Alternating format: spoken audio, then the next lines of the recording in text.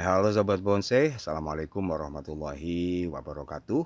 Salam sejahtera selalu pastinya buat kita semua ya teman-teman dimanapun berada. Senantiasa sehat dan baik-baik saja, amin ya robbal alamin. Kita ketemu lagi bersama Bonsai Imaji. Channelnya Belajar Bonsai, channel yang pastinya selalu pengen tahu dan kenal bonsai lebih jauh. Kita masih punya triple trunk, kita masih ngobrolin serut dengan batang tiga. Kayak nerusin kemarin ya gitu kan. Nah, ini cuman yang sekali ini kita bakal bahas ngobrol-ngobrol aja deh gitu teman-teman ya. Tapi kita mundur dulu dah, kita mundur dulu, kita lihat dari jauh dulu. Kita lihat dari jauh. Oh, masih kurang jauh. Oh, biar kelihatan semua ini, biar kelihatan dari bawah nyampe ke atas ya kan. Oke, begini nih. Eh kita ngobrolin soal bonsai yaitu hal yang paling mendasar teman-teman. Nah, yang paling mendasar soal bonsai. Kita kalau lihat akar sejarah sih, kalau baca akar sejarah, mungkin yang namanya ngebonsai itu ya sekedar artinya ya pot dangkal itu gitu kan. Tetapi ketika kita ngobrolin soal tanaman yang ada di pot dangkal, dan tanamannya itu bukan tanaman kunyit, bukan tanaman kencur gitu kan. Tanaman yang ada di alam yang biasanya gede tinggi gitu kan, yang biasanya udah kagak karu-karuan lagu gitu kan. Kita pindahin ke pot dangkal. Nah disinilah letak bagaimana kita daya kita dalam menerapkan seninya. Kurang lebih begitu ya kan. Nah sekarang kita ngobrolin soal apa namanya tuh, hal yang paling mendasar kita bilang tadi begitu ya. Nah jadi kalau menurut kita sendiri sih, tukang bonsai ya kan atau pebonsai itu sebenarnya tukang ngayalin pohon lagi ya kan. Dah pohon diayalin ya kan. Nah ngayalin yang lain biar cepat kaya tahu apa gitu kan. Ini mengayalin pohon, tapi emang begitu. Kita yakini membonsai itu orang-orang yang memang harus memiliki imajinasi yang baik, yang bagus, yang cerdas ya kan. Nah dan harus punya kepintaran untuk memprogramnya. Jadi kalau nggak memiliki itu, kita yakin nggak bakalan dapat sebuah karya yang maksimal atau nggak bakalan dapat sebuah karya yang boleh dibilang istimewa apalagi gitu kan. Nah itu perlu tahapan-tahapan yang bahkan artinya detail banget gitu kan buat belajarnya gitu kan. Tapi apa salahnya kita terus belajar, kita terus mencermati tahap demi tahap programnya, karena kata pepatah juga kan gitu, apa namanya, mau belajar pasti pinter gitu kan. Tapi yang harus kita ingat, cerdas itu sifat bawaan. Nah termasuk orang-orang cerdaskah kita di dalam berkarya bonsai? Nah itu dia pertanyaannya teman-teman ya. Iya dah. Naas amat itu kan bahasa. Emang begitu kan. Oke deh. Kita menghayalkan apa namanya, ngebayangin ini pohon dengan tiga pohon ini seperti pohon yang begitu besar kokoh dia berdiri gitu kan. Satu saat dia daunnya rimbun gitu kan. Terus pokoknya tampak tampak apa namanya, keindahan sudah tampak segala-galanya. Pokoknya kita tumpah kekaguman kita. Nah paling kagak seperti itulah yang ada di kepala kita itu kan. Karena membuat bonsai itu proses, dan proses itu adalah sebuah perjalanan, dan sebuah perjalanan itu pasti punya tujuan dong gitu kan. Nah untuk mencapai setiap tujuan itu ada proses-proses di perjalanan itu yang harus juga kita tahu gitu kan. Nah jadi buat capai tujuan itu apa aja yang kita bekali gitu kan. Nah dalam hal ini adalah bonsai ya harus tahu dong gitu kan, proses percabangan gimana, proses perantingan gimana ya kan. Nah apalagi ada istilah pola dasar di dalam bonsai yang menjadi baku sebagai sandaran kita untuk mencari ide-ide kreatifnya gitu kan teman-teman. Nah, semisal salah satunya adalah gimana caranya triple trunk ini tetap menjadi triple trunk dari bawah sampai ke atas bahkan ketika daunnya rimbun gitu kan. Artinya kagak ketutup.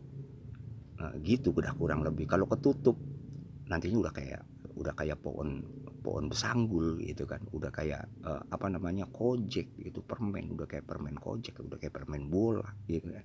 Nah, sapu jagat aja nggak begitu ya kan. Gaya sapu jagat aja ranting-rantingnya semuanya kelihatan, tampak seperti sebuah pohon yang memang setengah lingkaran gitu kan. Nah, apalagi yang triple-triple gini gitu kan. Pada intinya sih kalau masalah ngobrolin soal percabangan, sebenarnya kalau di bonsai-bonsai yang berdiri itu nggak beda gitu sama yang formal ya. Ada kanan, ada kiri, ada belakang, ada depan, kemudian kanopi dan mahkota gitu kan. Nah, jadi kurang lebih kayak gitu. Nah, buat yang ini juga kurang lebih ya emang kayak gitu.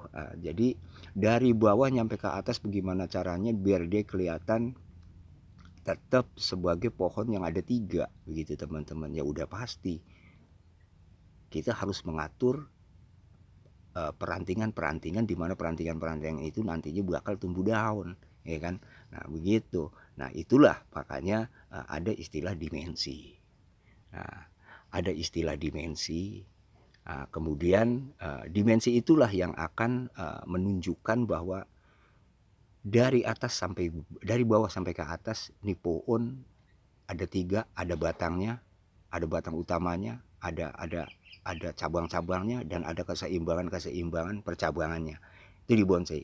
Nah, kayak gitu. Walaupun di real kadang-kadang seringkali dahan yang di bawah lebih lebih kecil daripada dahan yang di atas kayak gitu ya. Tapi ketika kita lari ke bonsai, kita harus memberikan keseimbangan itu. Karena keseimbangan itu adalah sangat penting sekali. Kita bilang sering banget kita bilang gitu, ya kan?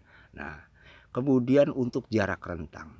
Nah, jarak rentang percabangan itulah yang bakalan nunjukin apakah bonsai yang kita kerjain ini pengen pengen tampil tinggi apa pengen tampil rendah gitu kan, pengen tampil bogel. Nah, kalau pengen tampil tinggi, kalau triple trunk model kayak gini pasti dong, ya kan, kita pasti pengen tampil tinggi gitu kan, tinggi, gagah gitu seperti nyolok langit gitu kan. Nah, pasti kayak gitu. Nah, itu tentu saja ada di jarak rentang. Nah, jarak rentang yang bakal kita atur, ya kan. Nah, nanti di bagian atas sono, di bagian atas sono tentu saja jarak rentangnya jangan terlalu rentang. Nah, cara ngaturnya gimana? Yang kayak kemarin tuh teman-teman, ya kan. Nah, kalau dia memang medium, kita ambil angka 60 cm-nya di atas, dari bawah ke atas 60 cm, kita tarik benang, kita tunjukkan segitiga sama sisi untuk mendapatkan kesan ketinggian. Nah, gitu. Kalau kita pengen mendapatkan kesan yang memang nggak ketinggian, maka yang harus kita buat adalah bagian bawahnya itu harus bogel. Bagian bawahnya harus bogel. Nanti yang kita pakai media segitiganya adalah media sama sisi, ya, bukan sama kaki. Kalau untuk yang tinggi kita bikin sama kaki. Nah, seperti yang kita bilang kemarin, yang di bawah tinggal kita atur, tinggal kita sesuaikan dari asnya mau berapa, lari ke sampingnya.